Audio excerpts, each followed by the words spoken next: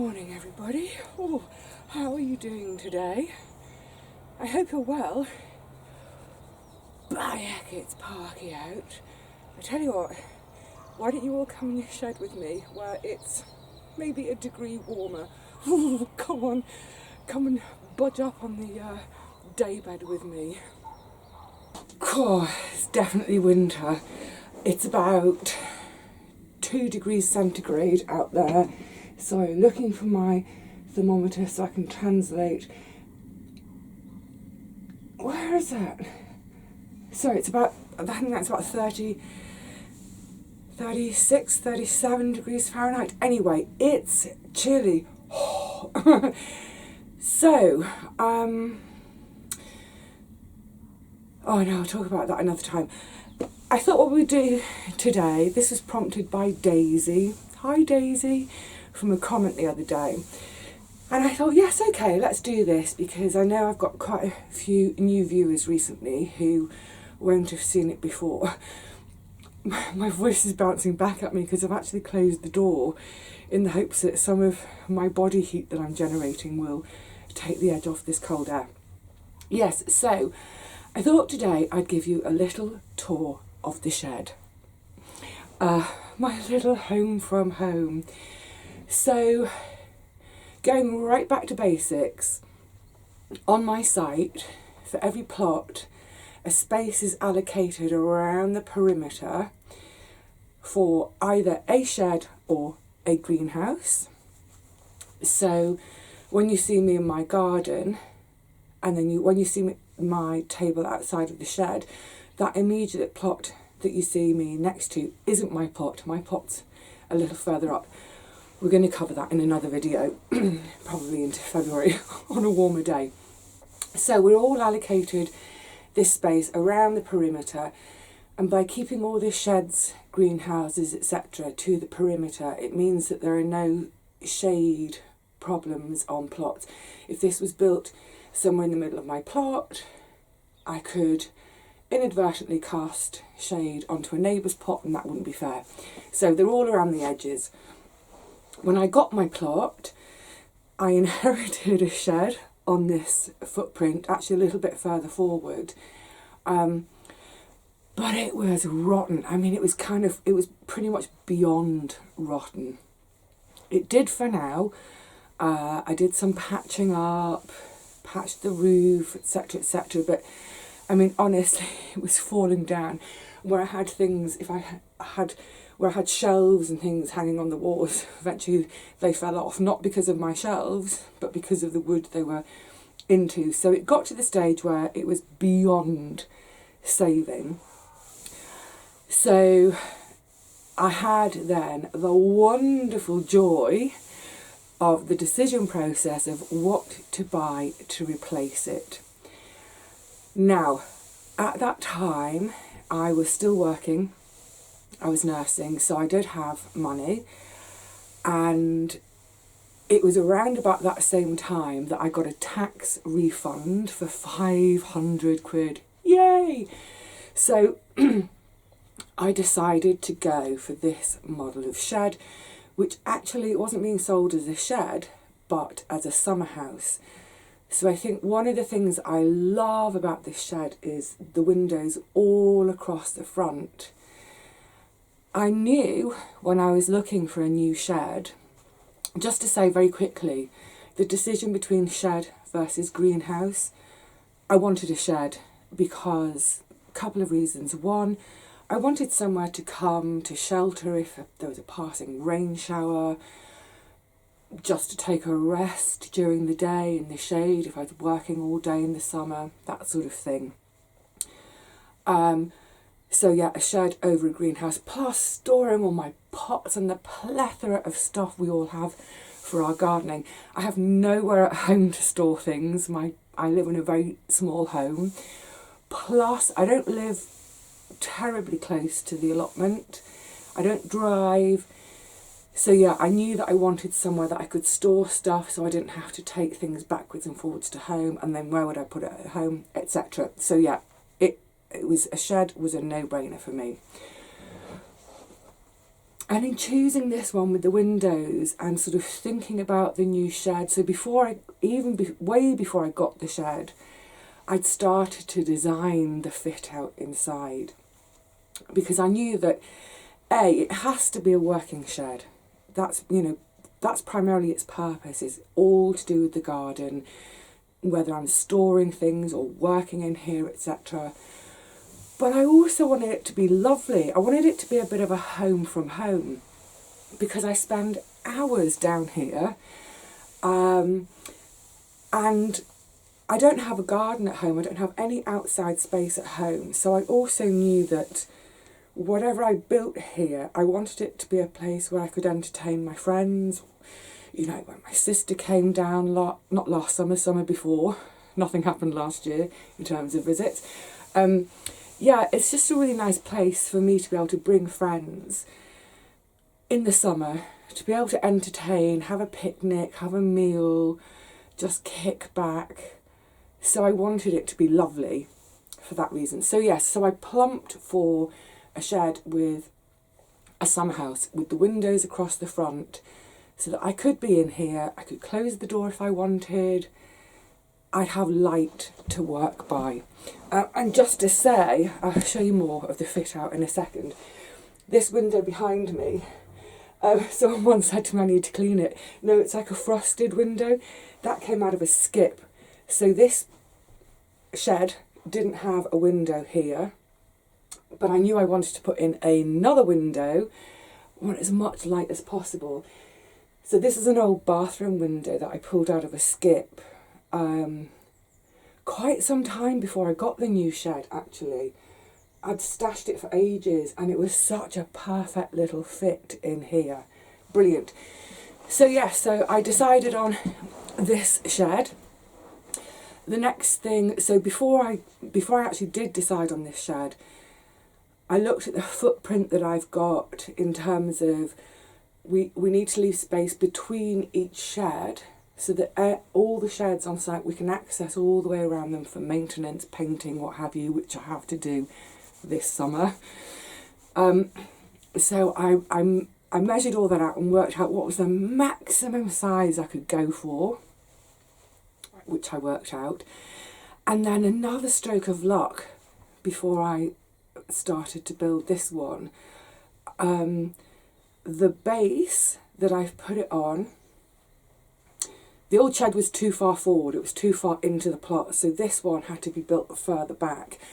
But I was on a slope, so I spent about 2 or 3 days basically digging into the bank. I went as far as I could before there's that lovely elderberry tree behind me. I had to stop because of its roots. But yeah, sort of excavating flat. So at the back it's sort of like the roots, the ground is here. My shed is like this. Excavate all of that out. Then I had to buy some sand to start my foundation. But then the slabs that go into the sand I got for nothing, and they're big 2 foot by 2 foot ex-council slabs, like this kind you see in the street.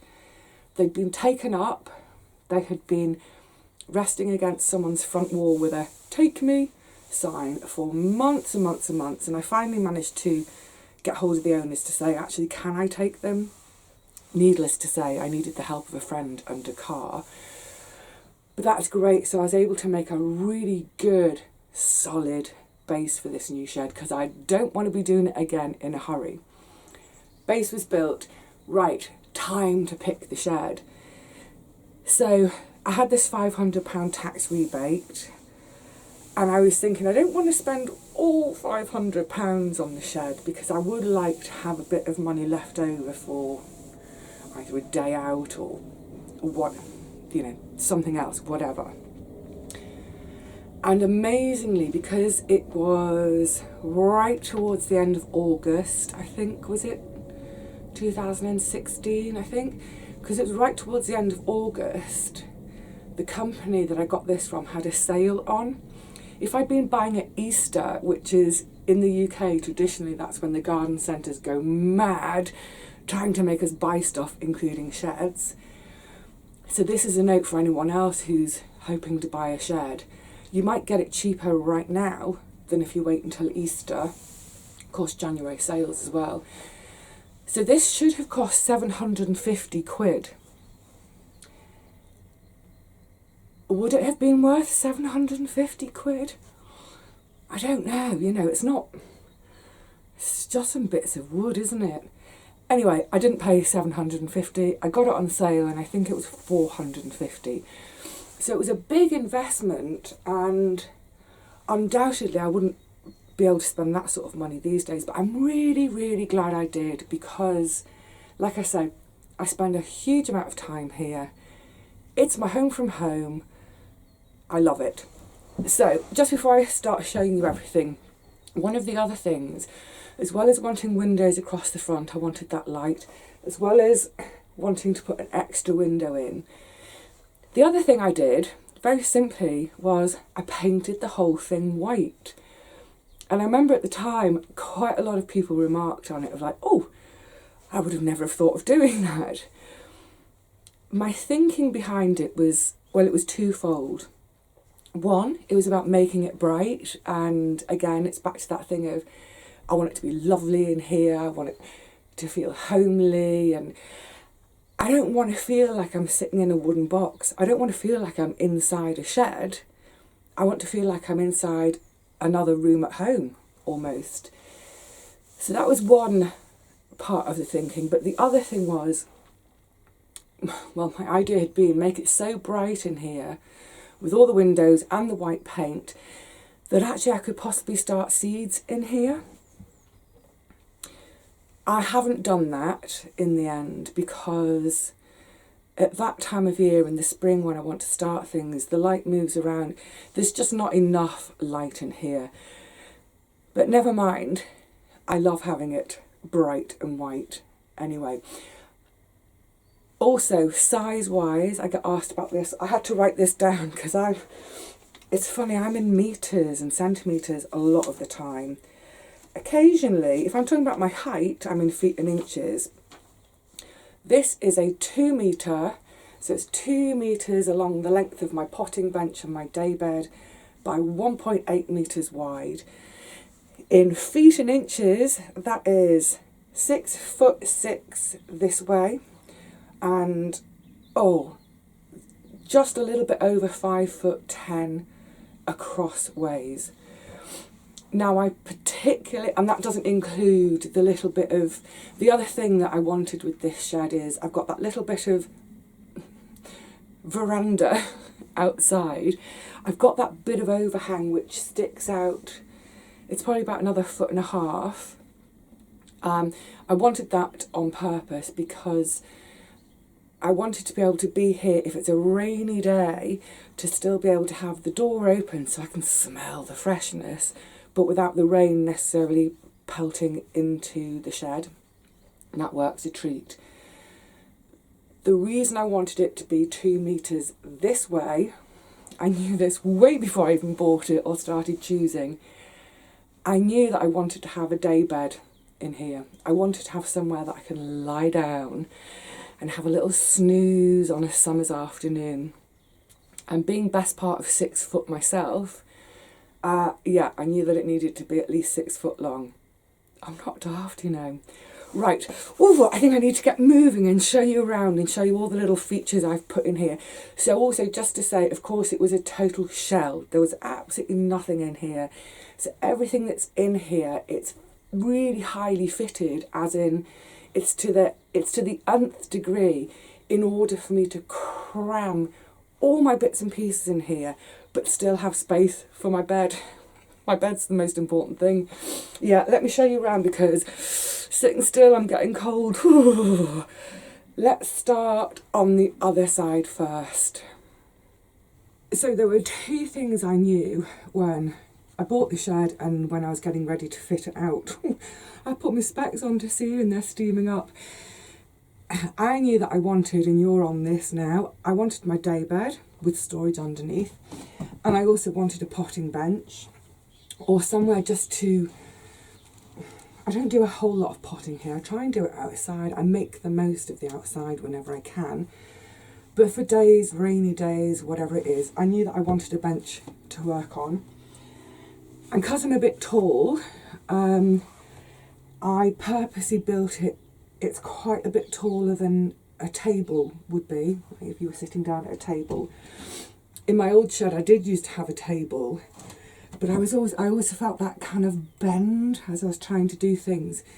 So it's just a tip for you as well. If you're going to do your own fit out, just think about that height. And I like to think of it as being, it's just about hip height. So there's absolutely no bend when I'm doing anything here. Everything, the whole fit out was done with skip found wood, MDF. This is a bit of marine ply on the top. This, another plot holder had this on the top. So the entire fit out cost me £0. And because I knew that the whole shed thing was going to happen, and this is another little tip for any of you who are thinking about getting a shed built this summer maybe, start skip diving now. All these bits of wood and MDF that I found, some of them I stashed at home, some I had stashed in my old shed.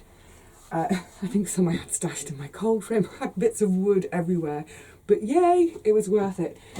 So yes, built the potting bench to hip height, and it's the width of that section of the front of the shed where the window is, so that when the door's open there's no knocking, barging into it. I'll show you underneath in a minute because there's masses of storage under there. And then a couple of shelves, obviously for various bits and bobs. I didn't run the shelves all the way down to the window because I always felt that in that space on the end there was a good chance I was going to have plants, seedlings, what have you, so I wanted to give them a bit of space. So that worked really well. Do you want to have a closer nosy at what's on my shelves? Come on then. So starting down this far end, so there's my door into the outside world. I hope I don't wobble from shivering. Hooks, I've got hooks everywhere. Hooks are really useful for just hanging and stashing stuff. So here I've got a couple of wind-up lamps, wind-up lanterns. These are quite useful in the summer if I stay down here for ages and I think, oh, suddenly it's gone really dark and I want to walk my way out of the plot with some light. They're really lightweight, so when I get to the plot gates it's fine. I can just pop them in my bag and carry them home and bring them back next time, no issue. That's my spritzer that I use for doing my aspirin sprays, what have you. A bunch of spare terracotta pots. Oh, these are my overwintering pelargoniums. They are not looking happy. Never mind. And then I've got my basket over here, which is my dumping ground for hats and gloves. So I've got my various kind of fine stretchy gloves, obviously my thicker gloves if I'm doing brambles, my summer hats on the top of my winter hat at the moment, plus another winter hat I brought today, and my faithful clipboard and notepad. This is what I use walking around the garden making my notes. Right, and then down on the bottom here I've got a tin with my hand tools. I am going to talk about hand tools, all tools, in another video coming soon. But yeah, they're my quick to grab hand tools. This is my faithful hori knife, which is always on hand. Down here I've got vegetable seeds, all vegetable seeds apart from beans, which you'll see in a second, flower seeds, and then that's a tin of plastic plant labels, which obviously I use over and over again. I mark them with a pencil, and then when they finish doing their job I just can erase the pencil and give them a wash, ready to go for next year. Oh, so sweet. This is a little Bovril bottle. Is it Bovril? I think it says on the side somewhere. Yeah, Bovril. I dug that out of the garden. I just thought it was so cute. We don't see Bovril in such little bottles anymore. So yeah, that had to be kept. Moving along, other accessory tools, so my dibber, my strings for doing my lines, pots of pens and pencils and scissors, some really cute little plant labels, which I didn't use. That I had them for Christmas last year, as in 2019. I didn't use them because I knew they'd rot in the garden. I might have to take them home and use them in my house plants. A little bit of a squash in the end here because I've got my white onions. They'd normally be strung up, but I didn't have enough necks on them. And my red onions, they're keeping beautifully and will keep me going for quite some time yet, because that is quite a deep basket. Cat bowls. I need to take those home and wash them. Of course, no shed would be complete without a couple of mugs. Yay! And then up onto the next shelf, some cups, a bit of cutlery, so that if I forget to bring cutlery from home and I've brought my packed lunch, there's always a bit of something there I can use to eat. My bits and bobs, or bobs and bits tins. Cat nibbles. That's all they're for, is cat nibbles.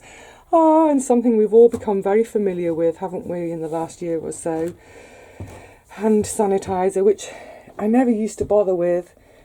I never used to bother with, but of course these days I do. That's a good reminder. This beautiful tin, isn't it? I picked this up in a charity shop. Isn't that gorgeous? And that is one of my tins for bird food. So I'm going to start hanging some food out soon, because I think most of what was available in terms of berries and seeds in the garden, they've now gone. Oh, and this, my beautiful toadstool. That, you see the shine on it? That is made from glass, fused glass, and then its little stem is turned oak. I think it's turned oak. This is one of the things that my cousin Naomi makes. Isn't that a beauty? Of course, bottle opener. More plant labels. These are all lolly sticks and coffee stirrers. Rooting powder, bits and bobs. Bits and bobs of... These are they're like luggage labels in there. And that's for if I want to tie one to a plant to remind me that that particular plant is a plant for saving for seed. So that's what I sometimes do. Usually, it's not often I bother doing that though, because usually I know exactly what I want to save and I don't need to label it. But just from those occasions when I think, don't forget. Top shelf, string, of course. My little reading pixie girl from Julie. She's just come in the shed for over winter because she's ceramic and I don't know if she's frost proof. Potassium bicarbonate, which I didn't use last year, forgot to. This is something I'm going to play with this year in terms of dealing with or preventing mildew. Chili powder next to it, mouse prevention. Paper plant pot makers in a couple of sizes. It's a big plant pot. This is new, so it hasn't got grubby yet, but you can tell, look at it. It's like almost black with newsprint from where it's been used over the years. More bird food. That reminds me, I need to get some more. This is Epsom salts. I need to refill that. That will be for the tomatoes when I plant them out. And then the rest of this top shelf is bean seeds. They're too big to store down here in my little seed tin. I mean, that's literally all of my seeds. That bottom tin, that's all of my vegetable seeds, except for the beans, because they're quite bulky. So they live up here, and it's perfectly cold in here to keep them fresh. And then right on the end, I finally spent a few hours the other night sorting out that's calendula. So yes, I was sorting the wheat from the chaff, as it were. So that's the shelves up top. And then below, oh, I'm going to park my backside for a minute. It is a jolly sight, isn't it? I mean, the thing is, this just goes to show, doesn't it, that you can have a pretty, girly, however you want to call it, you can have a pretty and colourful shed, but it's all practical. This is all practical in-use stuff. Yay! So coming underneath, so I've got my potting bench. There we go, running the entire length of the shed. God, I tell you what, it's getting colder by the minute. And then they're all built in underneath. Myriad shelves. Again, this is all the shelves are MDF from Skips and what have you. This first section though, I purposely left out doing another one, like this one, 2 shelves, because I wanted a cubby hole for storing trugs and buckets, and then right underneath, I don't know if you can make it out, right under there, that's my little enamel bowl that I use for washing my veggies before I bring them home. Keep the mud down here instead of the kitchen. And it's all the usual suspects are stuffed in here. For instance, a few bits and bobs of, a screwdriver, hammer, just odds and ends of tools.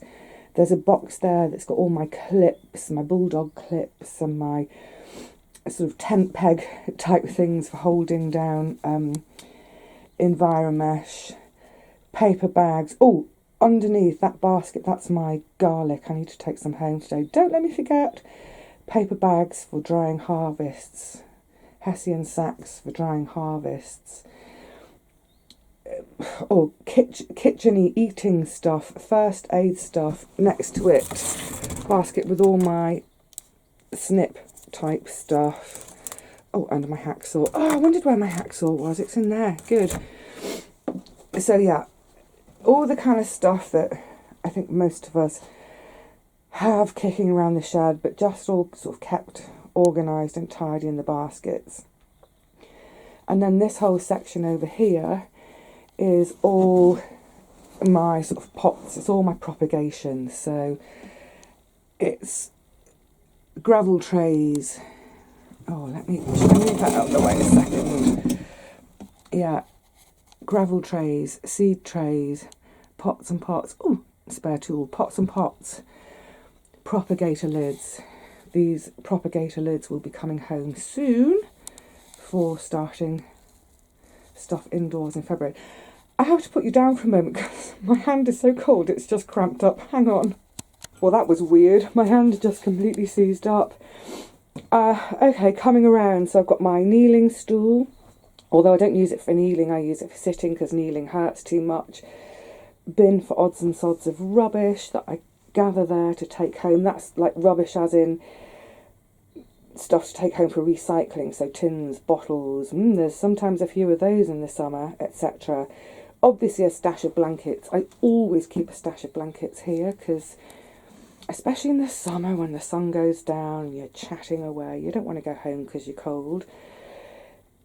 In this corner I've got a little bit of, that's my chicken manure. Because it's winter, the deck chair is stashed. Oh, and this is what I mean about, I have hooks everywhere, so my harvesting trugs are on their hooks. This up here is one of the best things I ever did in this shed. You see, it's flat against the ceiling at the moment, it needs cleaning. But this wee beastie, let me drop it down to show you, for those who've not seen it before. Undo that one. Here we go, coming along the roof. Undo this one. Set it down. Oh, I'm going to drop the camera. I really do need to have a clean up there. So now you can see it's flat down. You can see it's just a frame made from a sort of like a chicken wire mesh. And that is my drying rack.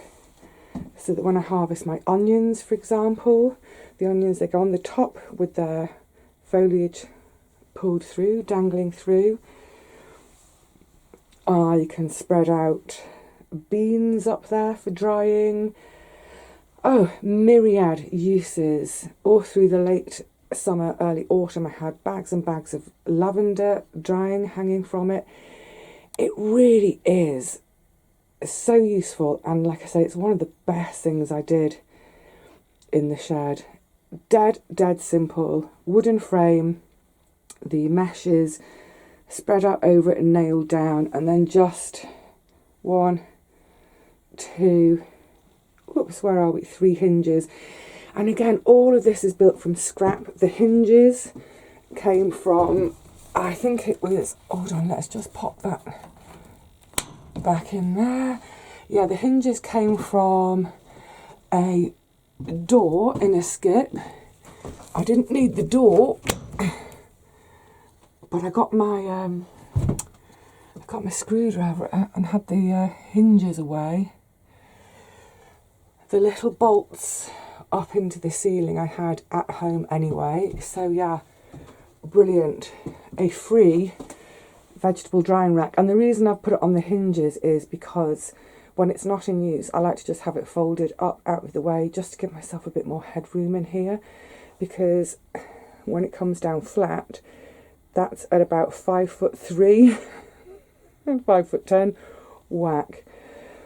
And then the other pièce de résistance, apart from obviously the skip window, is all my storage under my day bed. Let me come this way, so hopefully give you an idea of the length of it. Probably not. So, as I was saying, the shed is 6'6" long. So my bed is 6'6" long. And this is basically, underneath, it's sort of, again, it's all from scrap 2x2. I've made a sort of box, yeah, pretty much a box, which I then put in here, sort of screwed to the walls, the floor, and then it's just clad with MDF. And for instance, I mean, it's masses of storage. So underneath, can I do it with one hand and the camera? Oh, you can get an idea of the it's a box. There we go. And I'm going to have to put it down. I'm going to put it down a sec. Hang on. Crushing bottom, causing chaos. Sorry, doing it one-handed. So yeah, I can keep all my fleeces, my nets, all manner of gubbins. I've got spare bits of wood and all sorts. It's a mass of storage. You can see it's quite deep from the window, so it's a really canny space for just keeping stuff that I don't necessarily use all the time, but just popping it down there out of the way. And then of course on the top I've got my memory foam mattress. I need to make a cover for this, like this one. I need to make the cover properly, but that will do for now. And of course I have to have myriad cushions, because if you're having a snooze, you want to be comfy, don't you? And then, yeah, there we go. Back to the front of the shed. I've got my little hooks here. On a warmer day, my coat or my hoodie would hang on here, as well as my my little bag that has my, keys, phone, what have you. And there we go. Well, that's it. That, in a nutshell, well, it wasn't quite a nutshell in the end, was it? Oh, and just the last thing to say, I did put up these half little curtains, sort of like cafe curtains. Like I said, I wanted a shed with windows right across the front, so, I can see out. See out there, that's my bag of rosemary waiting to go home with the granny trolley. There's no space in the granny trolley. But yeah, I wanted to have all these windows so that I could really I could be in here but still make the most. Hang on, I'm just getting the tripod out of the way. Yeah, still make the most of the view and make the most of time spent in here. Even on an inclement day, I could see out. I did, though, add the little curtains just for a bit of discretion for when I'm in here making free fertiliser. So there we have it, my little shed, my little home from home. Gosh, I didn't mean to go on for so long.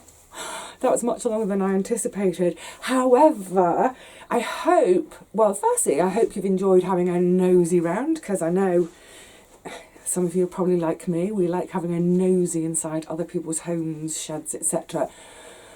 But even more than that, I hope for those of you who have just got your first garden or about to, maybe you won't get the keys till the spring. It depends when your allotments do their sort of beginning of a year, what have you. Here, for us, it's March. Yes, so for any of you who've got your first garden, maybe you even got it last year, but you haven't got round to doing your shed yet, hopefully that's given you some ideas for when you get yours. And actually, okay, my shed is a big shed, but what did we say? 6.5 by 6 foot, near enough. And a lot of sheds are sort of 6 foot by 4 foot. Even though you might not be able to fit in as big a daybed as me, for example, hopefully that's given you some ideas for you when you come to do your fit out, about really, really maximising both the storage space and the entertainment / relaxing space. And I think things like the drying rack, making it so it can fold away. I think fold away things are great. I was originally going to attach a table to the back wall that would fold down, so that when I'm sitting on my daybed here, I could flap it up to write at. I never got round to it because, frankly, I do that out at the table in front of the shed.